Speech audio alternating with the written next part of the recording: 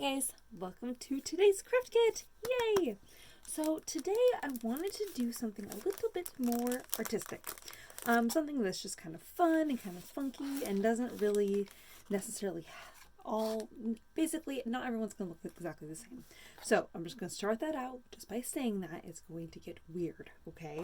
So don't feel too intimidated. It's going to be kind of fun. I'm kind of excited. All right, so what I've done here for you ahead of time is I've used some ink. It's called Distress ink. Distress is the name of a brand, and the ink is a dye-based ink.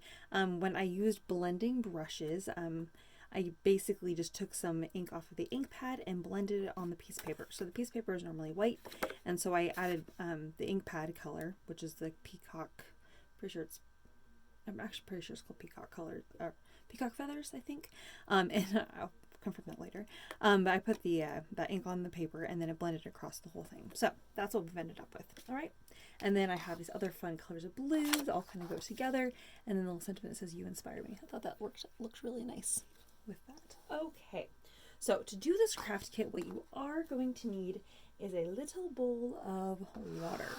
And the reason why is because this ink I've used actually moves with water. So this is kind of a cool technique, and I'm really actually excited to share it with you. So this is really kind of cool. So you can actually do whatever you want. You can get paintbrushes out and do a paintbrush kind of design if you want. You can just use your fingers. You can do a splatter. There's just so many amazing options.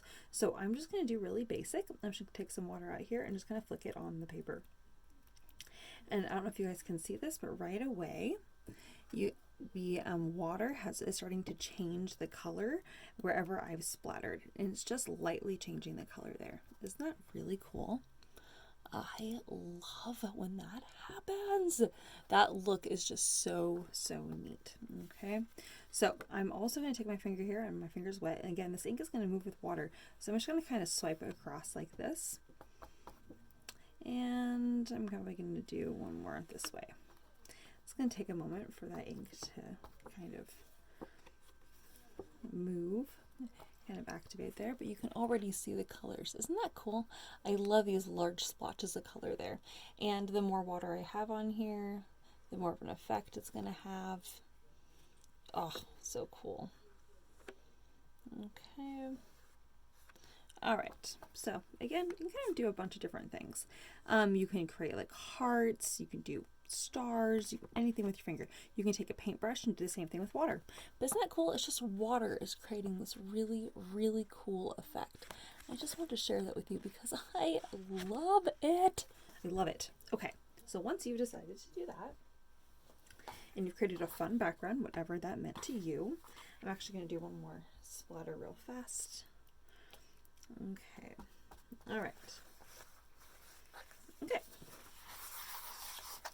So now we're going to go here and we get to start adding in the fun parts. So I have my piece of paper here that says "You inspire me," which I thought was perfect for this because it's kind of artistic.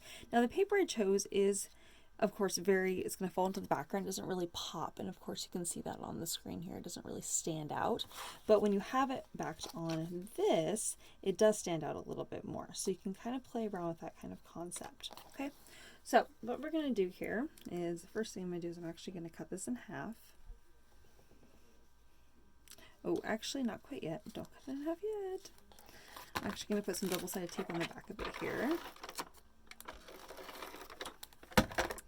And I'm going to put just part of it, a little end of it over, wrap it around, and I'm going to trim this on the edge here. And stick that down so that way it goes all the way straight across. When I was holding that up, I realized I did not trim my paper enough to make that so that matched up.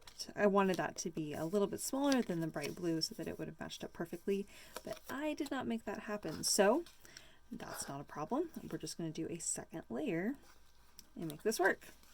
Make it look like an extra wide ribbon. Again, I'm going to trim that so I can still use this. Okay. Oops. I want that to match up nicely and tight up along that edge there.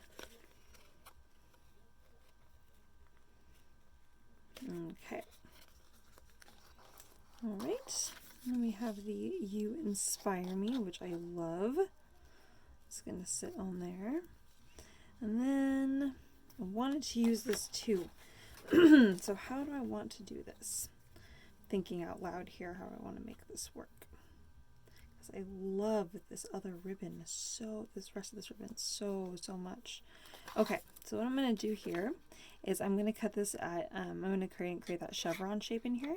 So from my edge here, I'm going to cut from the edge here to the middle, right? The middle there, and then line up here. If you're not sure if that's you're cutting straight across, you can cut straight across here, and then from this corner, you can cut to the middle there.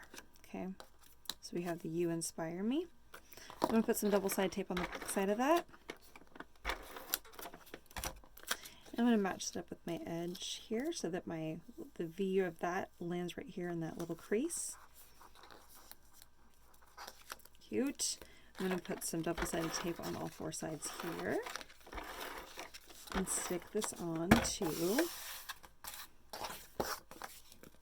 in front of my card base here.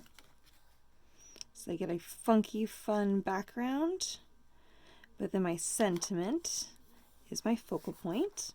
And I have a blue border on all 4 sides there. And then, oh, I'm going to make sure that that's centered. Oh, goodness, just bumped my head. I just realized it was not centered and it was driving me crazy. All right, there we go. Oh, so fun. I love that fun artistic background. All right, then on the inside of the card, we're going to put the rest of the ribbon here. What I'm going to do is I'm going to mimic what I just did on the chevron triangle there, the little flag. All right, and then I'm going to do the same thing on this side. And I'm going to try to go for the same kind. Actually, the idea is I want the exact same kind of triangle. So if you're not sure if that matches up, you can always line that up and then cut them. I'm actually going to redo that bottom one so that they are the exact same.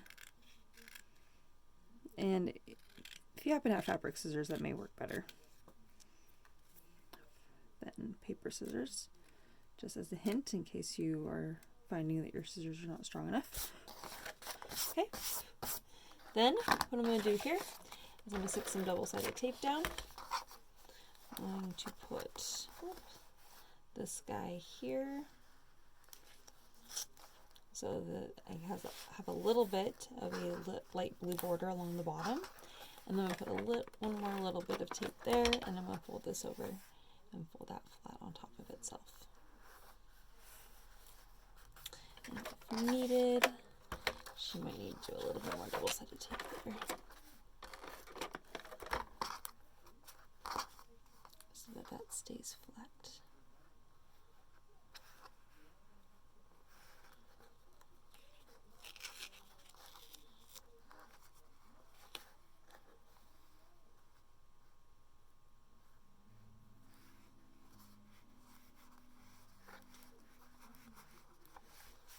All right, and there we have it.